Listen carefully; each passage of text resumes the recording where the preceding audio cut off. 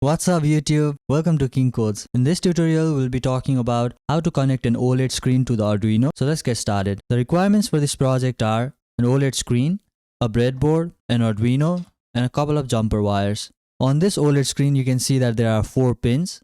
The first pin is the ground pin, the second pin is the 5-volt pin, the third pin from the left is the SCL pin, which is the signal clock pin, and the fourth pin is the SDA pin, which is the data and communication pin. So what happens is the data and communication, it travels through this SDA, and then it happens during the clock cycle period, which is generated by the SCL. Now let's go ahead and start our connection. So first of all, I'm going to connect this ground pin to the ground pin on the Arduino. The 5-volt pin or VCC pin is going to go to the 5-volt on the Arduino. The SCL pin, it will be connected to A5 on the Arduino, and finally the SDA pin, it will go to A4.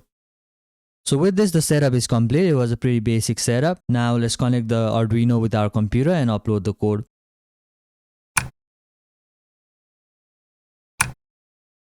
So once you open the sketchbook, the first thing that you need to do is you need to install a couple of libraries. So the first library I'm going to install is 1306 by Adafruit. So you'll see that Adafruit SSD 1306. So you need to install that. For some of the older screen, this SSD 1306 driver is not compatible. So we might have to install 1106 driver. So you can see on the screen the Adafruit SS110X. So you might also have to install this library. You can download both the libraries and you can see which one works for you. In my case, I use this 110X library. You can try either one, and whichever one works for you, you can just use that one. So once both the libraries are installed, you'll need to go to File and you'll need to go to the examples, and then you'll either pick this Adafruit SSD 1306 or you're going to pick this 110X. In my case, I'm going to be using this 110X, and you can see that there are 2 options. Since my OLED is I2C, I'm going to use this 128X64 I2C. So this is the code written by Adafruit. You can go through the code and try to understand how they are printing different text, how they are printing different lines, rectangles, different shapes. You can see the text here, and they also have their own logo and stuff like that. So you can just look through all of this and you can just try to understand the code. Let me go ahead and upload the code now.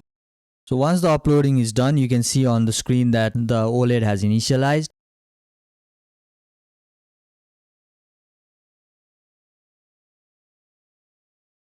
As you can see on the screen, I've visited this site icons8.com. So here you can download different kind of animations that you want to display on your OLED screen. I'll go ahead and look for bat animation. So you can see there are all these kind of bats. So I'm going to use this bigger one and I'm going to download this. So once the icon is downloaded, we need to extract all these single frames inside the GIF. So what I'm going to do is I'm going to visit this another site called easygif.com. So I'm going to split the bat GIF. So once you click upload, and then you can split the frames, you can see that there are all these kind of frames here. So you can just download all of them. Once you download the frames, you can choose all those frames up here, and then you can select all of them and you can open all of them. So here you can see that there are different frames, and now you can choose this Arduino code option and you can generate the code. So I'll copy all of that and then I'll paste that to our code section here. So I've already updated and removed all the unnecessary lines of code from the code that we uploaded before. So I'll just paste this over there. Let me save it, compile it. I'll be linking this code in the description below, so you guys can just use this as the reference. So once the code is uploaded, you can see on the screen that the bat is flying continuously. So this is the way that you guys can display any kind of animations that you want on the screen. You can even display your own image if you want to. I hope you guys liked this tutorial, and if you did, then please don't forget to like, comment and subscribe, and I'll see you guys in the next video.